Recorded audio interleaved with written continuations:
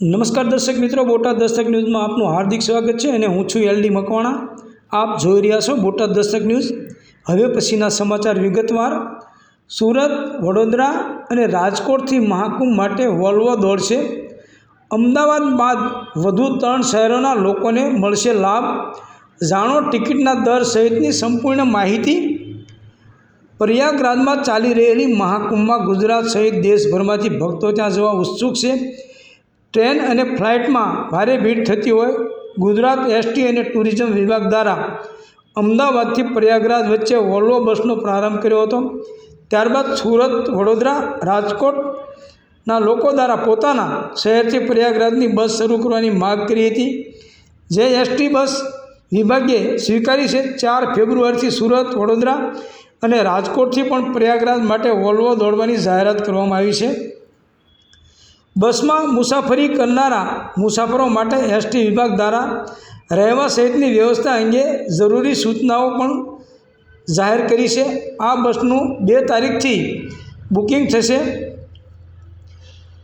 ગુજરાતના શ્રદ્ધાળુઓને પ્રયાગરાજ મહાકુંભમાં આસ્થાની પવિત્ર ડૂબકી માટે રાજ્ય સરકાર દ્વારા આ સેવાનો વ્યાપ વધારવા નિર્ણય લેવામાં આવ્યો છે। 4 ફેબ્રુઆરીથી નવી 5 બસ દોડાવાશે, જેમાં અમદાવાદથી વધુ 1 બસ ઉપરાંત સુરતથી 2 અને વડોદરા, રાજકોટથી 1 બસ દોડાવાશે।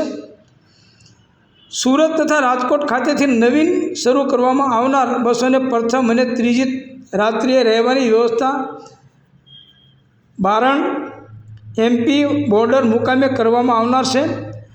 અમદાવાદ અને વડોદરા ખાતેથી નવીન શરૂ કરવામાં આવનાર બસોને પ્રથમ અને ત્રીજી રાત્રે રહેવાની વ્યવસ્થા શિવપુરી એમપી મુકામે કરવામાં આવનાર છે। શરૂ થનાર નવીનતમ 5 બસો માટે પ્રયાગરાજ મુકામે રહેવાની વ્યવસ્થા યાત્રિકો દ્વારા પોતાની રીતે કરવાની રહેશે।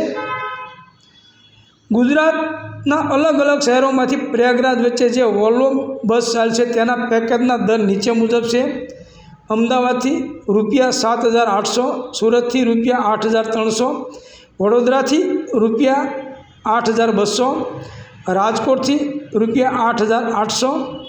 2 ફેબ્રુઆરી સાંજે 5 વાગ્યાથી ઓનલાઈન બુકિંગ થઈ શકશે।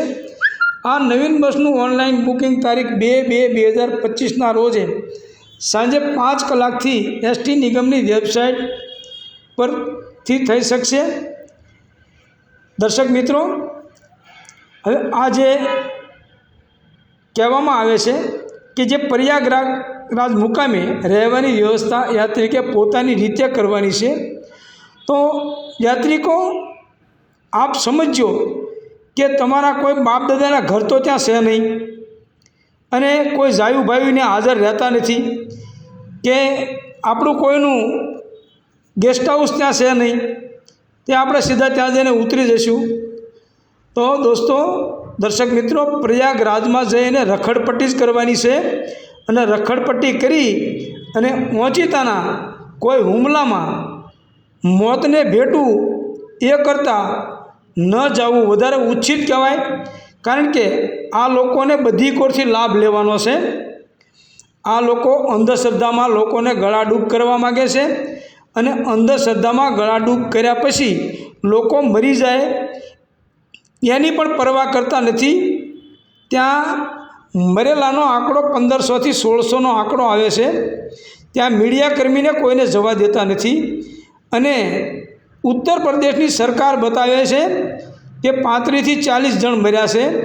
તો દર્શક મિત્રો, આ જે છે એ ષડયંત્ર ફક્ત એમના રોટલા શેકવા માટેનું ષડયંત્ર છે એવું લોકો કહી રહ્યા છે, અને લોકોની શીખ છે કે ત્યાં ન જવું હિતાવહ છે, કારણ કે ત્યાં ગયા પછી લોકો એટલા બધા પરેશાન અને એટલા બધા હેરાન થાય છે કે ખરેખર ત્યાં કોઈ સાંભળવાવાળું હોતું નથી।